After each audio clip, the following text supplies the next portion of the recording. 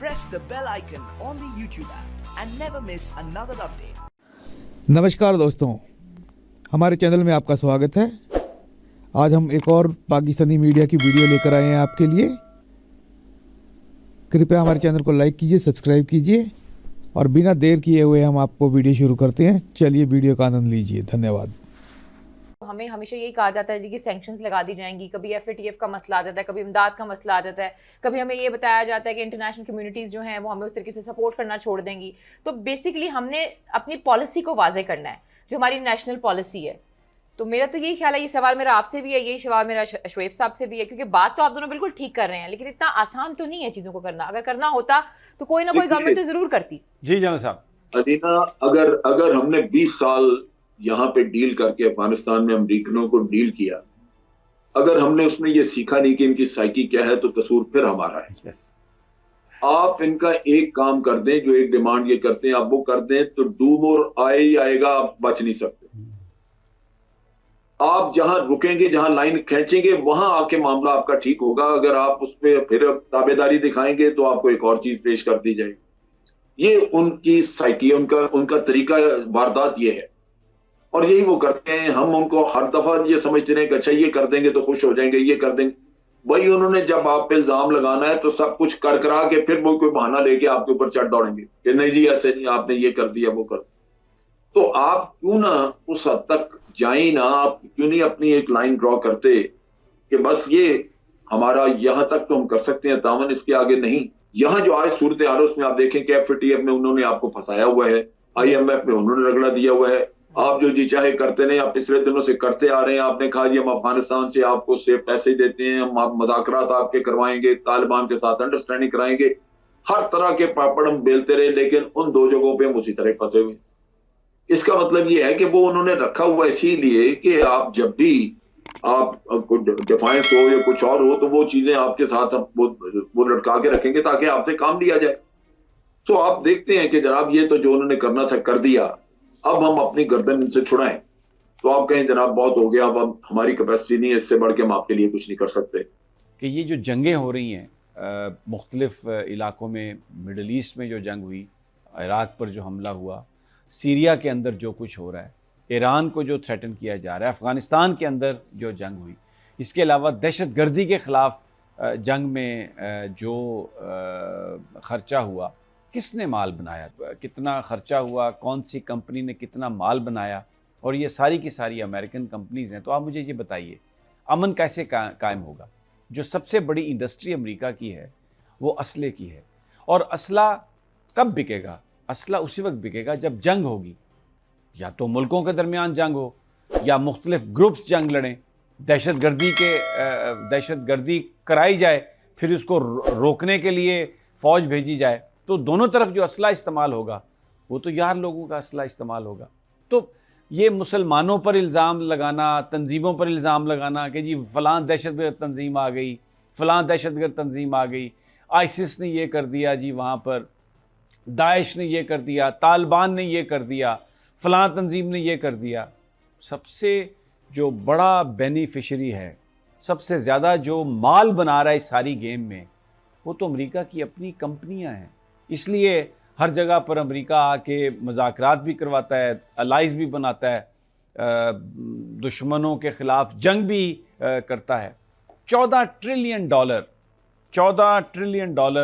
अफ़गानिस्तान और middle east में ये ख़र्च किए। तो ये बात करेंगे जनरल साहब से। जनरल साहब, एक बड़ा सवाल है, मैं इसकी जो डिटेल्स में तो आता हूँ, उन कंपनियों के नाम भी हम डिस्कस करते हैं जिन्होंने इसमें माल बनाया, लेकिन मुझे एक बड़ा सवाल ये है कि अगर एक बड़ा मुल्क जिसकी इंडस्ट्री जो है, जिसकी कंपनियां जो हैं वो इतने billions of trillions of dollar इसमें सारे मामले में बना रही हैं, और उनका कारोबार तभी चलेगा अगर जंगें होंगी, तो फिर अमेरिका से ये उम्मीद रखना कि वो कॉन्फ्लिक्ट्स जो हैं उनको ख़त्म करेगा, या कोई इस दुनिया में वाक़यातन कोई अमन कायम करने की कोशिशें वहाँ पर हो सकेंगी। Do you agree with this?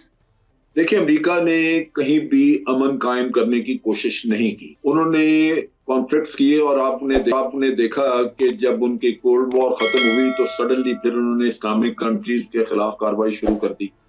اس پہ نئی نئی تھیوریز اور نئی نئی تھیمز بنا کے نیریٹیوز لے کے آ گئے, اور ٹیررزم جو ہے وہ انیشیٹ انہوں نے خود کیا, اور پھر جب وہ کہیں اسرائیل کے یا ان کے مفادات کے خلاف ہوا تو وہی بہانہ بن گیا. یہ چیزیں چلی رہی تھیں کہ پچھلے جو 20 سال افغانستان کے گزرے اس کے بارے میں بہت عرصہ پہلے سے بعض لوگوں نے, بعض اینالسٹ نے کہنا شروع کر دیا کہ یہ جنگ ختم نہیں کرنا چاہیں گے کیونکہ یہ اب بزنس بن چکا ہے, اور یہ بزنس بن گیا تھا افغانیوں کا بھی.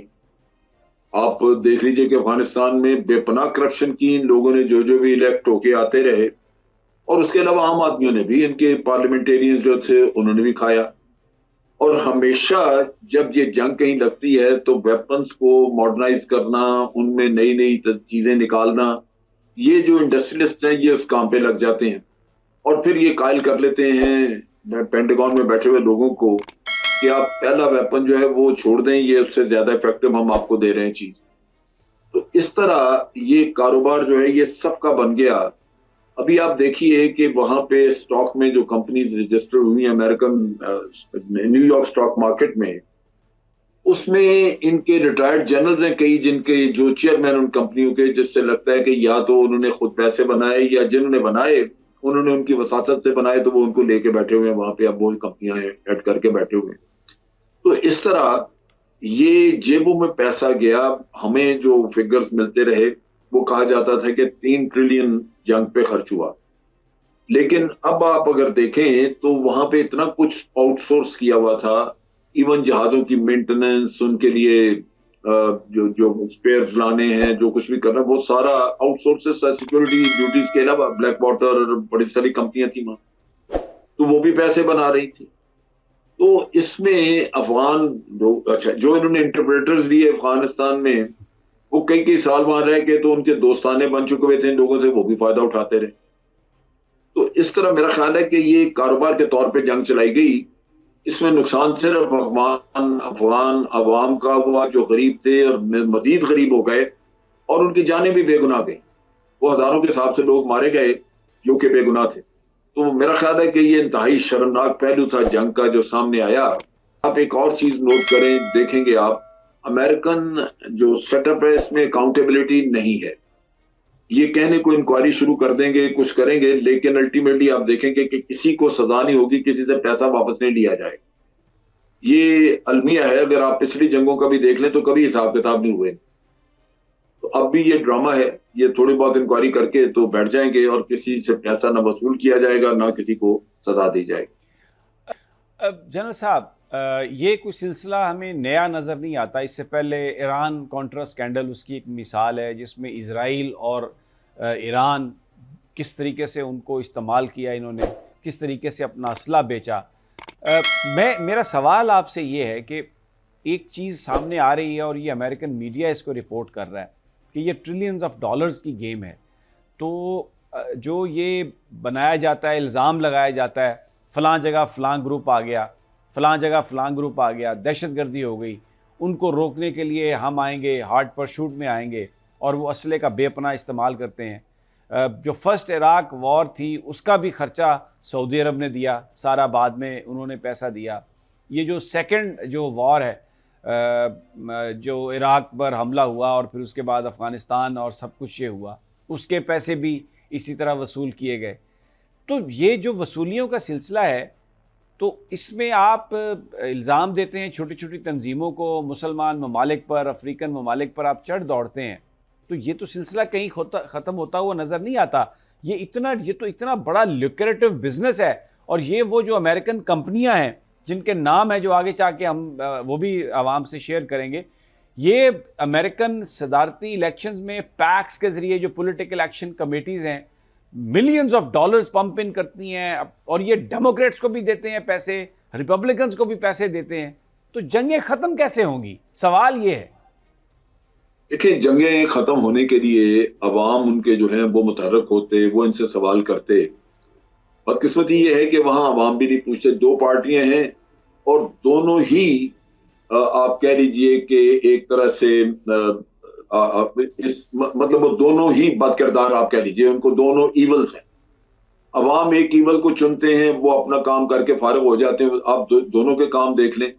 ان کی اسرائیل کے ساتھ لائلٹی میں کسی بھی پارٹی کا کوئی فرق ہے؟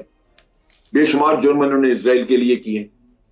اچھا, اب بڑی سیدھی سی بات ہے, اگر عوام میں شعور ہو یا عوام ان چیزوں کو پرکھنا شروع کریں تو بڑی سیدھی سی بات آپ کے سامنے آئے گی کہ 9/11 کا قصہ جس کے بعد یہ کام شروع ہوا, 9/11 ایک ٹیررزم کا یا جو بھی ہم اسے کہہ لیں واقعہ تھا, ایک ٹیررزم کا واقعہ. چلیے, یہ کسی بھی ملک میں ہوتا تو کیا اس کے پاس حق تھا کہ وہ جا کے کسی اور ملک پہ چڑھ دوڑتا اپنے ہی فیصلے کے تحت؟ بہت ہوتا جو یونائٹڈ نیشن میں جاتا ہے, لیکن الٹیمیٹلی اس ملک کو کہا جاتا ہے کہ بھی تم اپنی سیکورٹی ٹائٹ کرو. 2 سال تک یہاں پہ لوگ ٹریننگ کرتے رہے, تیرا اپنا سسٹم جو ہے وہ رسپونڈ نہیں کرتا رہا, تمہاری انٹیلیجنس فیلئرز ہیں, یہ ہے وہ ہے, تو اپنے لوگوں کو سزائیں دو.